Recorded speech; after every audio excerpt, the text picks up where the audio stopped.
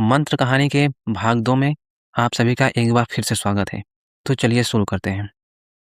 मेरा सब कुछ ले ले, मैं अपनी सारी जायदाद उसके पैरों पर रख दूंगा, लंगोटी बांधकर घर से निकल जाऊंगा, मगर मेरा प्यारा कैलाश उठ बैठे।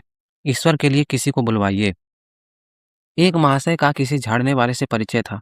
वह दौड़कर उसे बुला लाए, मगर कैलाश की सूरत देखकर उसे मंत्र चढ़ाने की हिम्मत न पड़ी।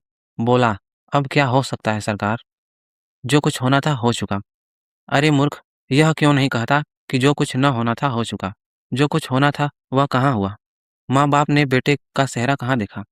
मृणालिनी का कामना तरु क्या पल्लव और पुष्प से रंजित हो उठा? मन के वह स्वर्ण स्वप्न जिनसे जीवन आनंद का स्रोत बना हुआ था, क्या पूरे हो गए? जीवन के नित्यमय तारिका मंडित सागर में आमोद की बहार लूटते हुए क्या उसकी नौका जलमग्न नहीं हो गई? जो न होना था वह हो गया। वही हरा भरा मैदान था, वही सुनहरी चांदनी एक निःशब्द संगीत की भांति प्रकृति पर छाई हुई थी।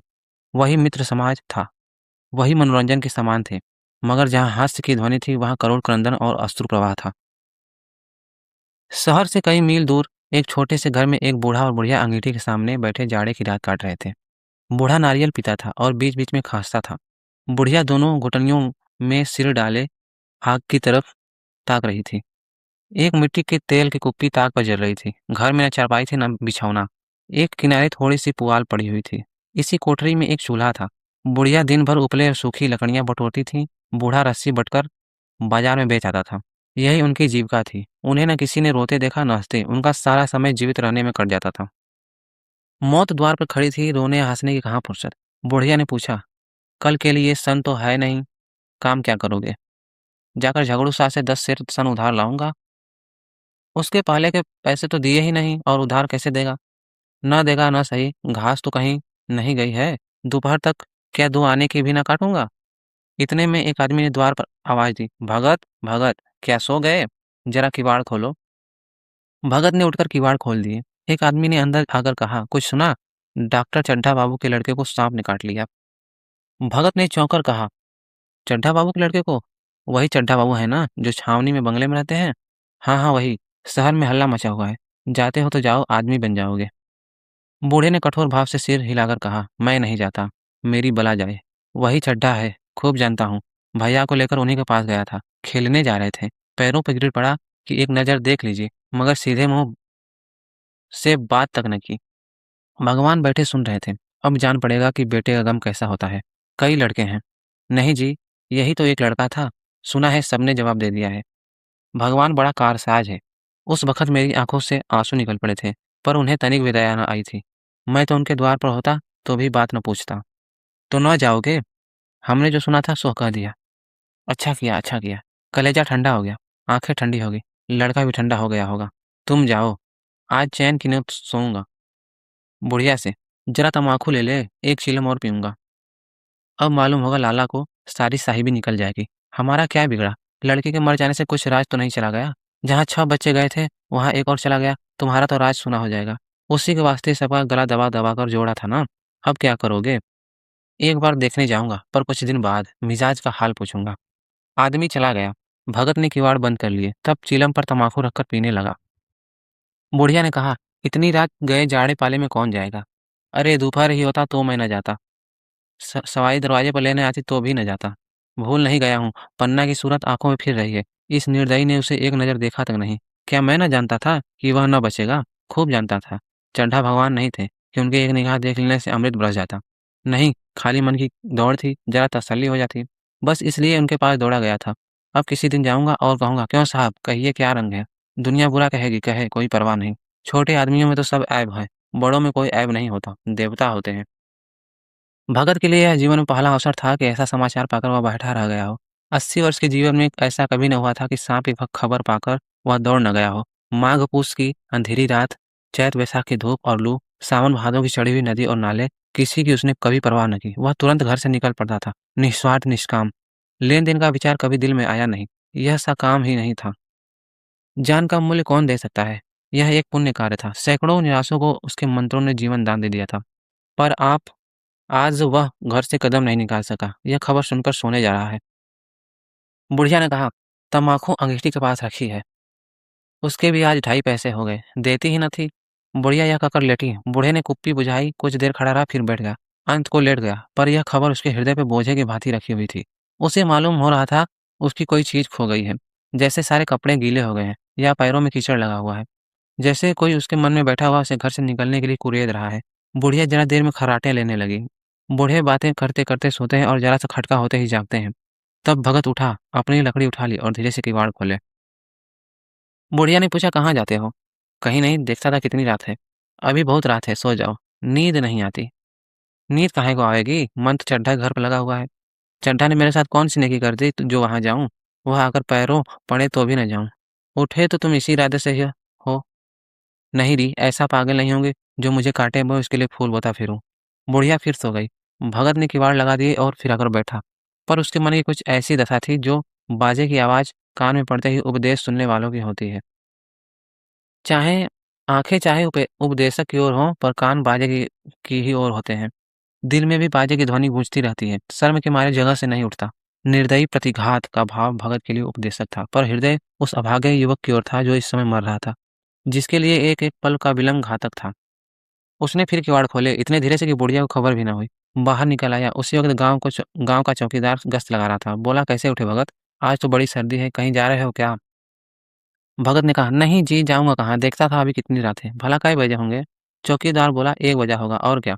अभी थाने से आ रहा था तो डॉक्टर चड्ढा बाबू के बंगले पर बड़ी भीड़ लगी हुई थी। उनके लड़के का हाल तो तुमने सुना होगा, कीड़े ने छू लिया है। चाहे मर भी गया हो, तुम चले जाओ तो शायद बच जाए। सुना है 10,000 तक देने को तैयार हैं। भगत, मैं तो ना जाऊँ, चाहे वह 10 लाख भी दें। मुझे 10,000 या 10 लाख लेकर क्या करना है? कल मर जाऊँगा, फिर कौन भोगने वाला बैठा हुआ है?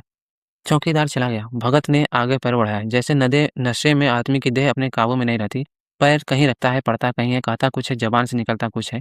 वही हाल इस समय भगत का था। मन में प्रतिकार था, पर कर्म मन के अधीन न था। जिसने कभी तलवार नहीं चलाई, वह इरादा करने पर भी तलवार नहीं चला सकता। उसके हाथ काँपते हैं, उठते ही नहीं। भगत लाठी खट-खट करता, लपकता चला जाता था। चेतना रोकती थी, पर उपचेतना ठेलती थी। सेवक स्वामी पर हावी था। आधी राह निकल जाने के बाद सहसा भगत रुक गया। हिंसा ने क्रिया में विजय पाई। मैं यूँ ही इतना दूर चला आया। इस जाड़े पाले में मरने की मुझे क्या पड़ी थी? आराम से सोया क्यों नहीं? नींद ना आती, ना सही 2-4 भजन ही गाता। व्यर्थ इतनी दौड़ा आया। चड्ढा का लड़का रहे या मरे मेरी बला से। मेरे साथ उन्होंने ऐसा कौन-सा सलूक किया था कि मैं उनके लिए मरूँ? दुनिया में हज़ारों मरते हैं, हज़ारों जीते हैं। मुझे किसी के मरने-जीने से मतलब? मगर उपचेतन ने अब एक दूसरा रूप धारण किया, जो हिंसा से बहुत कुछ मिलता-जुलता था। वह झाड़-फूँक करने नहीं जा रहा है, वह देखेगा कि लोग क्या कर रहे हैं। डॉक्टर साहब का रोना-पीटना देखेगा, किस तरह सिर पीटते हैं, किस तरह पछाड़े खाते हैं। वह देखेगा कि बड़े लोग भी छोटे की ही भाँति रोते हैं या सब्र कर जाते हैं। वे लोग तो विद्वान होते हैं, सब्र कर जाते होंगे। हिंसा भाव को यूँ धीरज देता हुआ फिर आगे बढ़ा। इतने में 2 आदमी आते दिखाई दिए। दोनों बातें करते चले जा रहे थे। चड्ढा बाबू का घर उजड़ गया। वहीं तो एक लड़का था। भगत के कान में यह आवाज़ पड़ी, उसकी चाल और भी तेज़ हो गई। थकान के मारे पाँव न उठते थे। सिरों-भाग इतना बढ़ा जाता था, मानो अब मुँह के बल गिर पड़ेगा। इस तरह वह कोई 10 मिनट चला होगा कि डॉक्टर साहब का बंगला नज़र आया। बिजली की बत्तियाँ जल रही थीं, मगर सन्नाटा छाया हुआ था। रोने-पीटने की आवाज़ भी न आती थी। भगत का कलेजा धक-धक करने लगा। कहीं मुझे बहुत देर तो नहीं हो गई? वह दौड़ने लगा। अपनी उम्र में वह इतना तेज़ कभी न दौड़ा था। बस यही मालूम होता था मानो उसके पीछे मौत दौड़ी आ रही है। 2 बज गए थे। मेहमान विदा हो गए। रोने वालों में केवल आकाश के तारे रह गए थे और सभी रो-रो कर थक गए थे। बड़ी उत्सुकता के साथ लोग रह-रह कर आकाश की ओर देखते थे कि किसी तरह सुबह हो और लाश गंगा की गोद में दी जाए। सहसा भगत ने द्वार पर पहुँचकर आवाज़ दी। डॉक्टर साहब समझे कोई मर ही गया होगा। किसी और दिन उन्होंने उस आदमी को धुतकार दिया होता, मगर आज बाहर निकल आए। देखा एक बूढ़ा आदमी खड़ा है, कमर झुकी हुई, पोपला मुँह, भौहें तक सफ़ेद हो गई थी। लकड़ी के सहारे काँप रहा था। बड़ी नम्रता से बोले, "क्या है भाई? आज तो हमारे ऊपर ऐसी मुसीबत पड़ गई है कि कुछ कहते ही नहीं बनता। फिर कभी आना। इधर 1 महीना तक तो शायद मैं किसी भी मरीज़ को ना देख सकूँगा।" भगत ने कहा, "सुन चुका हूँ बाबूजी, इसलिए आया हूँ। भैया कहाँ है? ज़रा मुझे दिखा दीजिए। भगवान बड़ा कारसाज़ है, मुर्दे को भी जिला सकता है। कौन जाने अब भी उसे दया आ जाए।" चड्ढा ने व्यथित स्वर से कहा, "चलो देख लो, मगर 3-4 घंटे हो गए। जो कुछ होना था हो चुका। बहुतेर झाड़ने-फूँकने वाले देख कर चले गए। डॉक्टर साहब को आशा तो क्या होती, हाँ, बूढ़े पर दया आ गई। अंदर ले गए। भगत ने लाश को 1 मिनट तक देखा, तब मुस्कुराकर बोला, "अभी कुछ नहीं बिगड़ा है बाबूजी। यह नारायण चाहेंगे तो आध घंटे में भैया उठ बैठेंगे। आप नाहक दिल छोटा कर रहे हैं। ज़रा कहारों से कहिए पानी तो भरे।" कहारों ने पानी भर-भर कर कैलाश को नहलाना शुरू किया। पाइप बंद हो गया था, कहारों की संख्या अधिक न थी, इसलिए मेहमानों ने अहाते के बाहर के कुएँ से पानी भर-भर कर कहारों को दिया। मृणालिनी कलसा लिए पानी ला रही थी। बूढ़ा भगत खड़ा मुस्कुरा-मुस्कुरा कर मंत्र पढ़ रहा था, मानो विजय उसके सामने खड़ी है।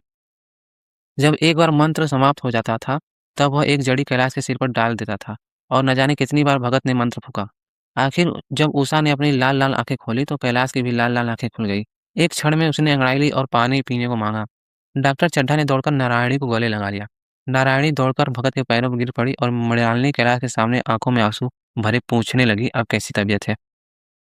एक क्षण में चारों तरफ खबर फैल गई। मित्रगण मुबारकबाद देने आने लगे। डॉक्टर साहब बड़े श्रद्धा भाव से हर एक के सामने भगत का यश गाते फिरते थे। सभी लोग भगत के दर्शनों के लिए उत्सुक हो उठे, मगर अंदर जाकर देखा तो भगत का कहीं पता न था। नौकरों ने कहा, अभी तो यहाँ बैठे चीलम पी रहे थे। हम लोग तम्बाकू देने लगे तो नहीं ली, अपने पास से तम्बाकू निकालकर भरी। यहाँ तो भगत की चारों ओर तलाश होने लगी और भगत लपकता हुआ घर चला जा रहा था कि बुढ़िया के उठने से पहले पहुंच जाऊं। जब मेहमान लोग चले गए तो डॉक्टर साहब ने नारायणी से कहा, बुढ़ा न जाने कहाँ चला गया, एक चीलम तम्बाकू का भी रवादार न हुआ। नारायणी, मैंने तो सोचा था इसे कोई बड़ी रकम दूंगी। चड्ढा, रात को तो मैंने नहीं पहचाना, पर जरा साफ हो जाने पर पहचान गया। एक बार यह एक मरीज को लेकर आया था। मुझे अब याद आता है कि मैं खेलने जा रहा था और मरीज को देखने से इनकार कर दिया था। आप उस दिन की बात याद करके मुझे जितनी ग्लानि हो रही है, उसे प्रकट नहीं कर सकता। मैं उसे अब खोज निकालूँगा और उसके पैरों पर गिरकर अपना अपराध क्षमा कराऊँगा। वह कुछ लेगा नहीं, यह जानता हूँ। उसका जन्म यश की वर्षा करने के लिए ही हुआ है। उसकी सज्जनता ने मुझे ऐसा आदर्श दिखा दिया है, जो अब से जीवन पर्यंत मेरे सामने रहेगा।